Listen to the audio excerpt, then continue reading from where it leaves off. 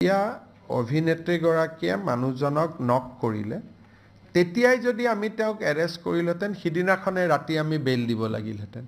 so it was a strategy on the part of police কাৰণ আমি গমে পাইছিলোঁ যে পেচেণ্টজন চিৰিয়াছ আছিলে সিদিনাখন ৰাতি যদি তেওঁক এৰেষ্ট কৰিলোহেঁতেন তেতিয়া লগে লগে আমি তেওঁক ৰিলিজ কৰি দিব লাগিলহেঁতেন কাৰণ যেতিয়ালৈকে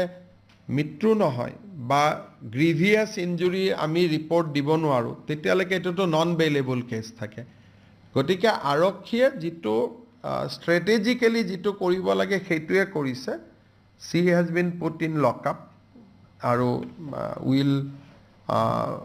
file chargesheet against her and it will be a case for culpable homicide এটা দুটা ছেকশ্যন আছে culpable homicide not amounting to murder culpable homicide amounting to murder প্ৰথম দিনা যদি তেওঁক আমি গ্ৰেপ্তাৰ কৰিলেহেঁতেন কেছটো হ'লহেঁতেন culpable homicide not amounting to murder bail হৈ গ'লহেঁতেন সেইকাৰণে কেতিয়াবা পুলিচে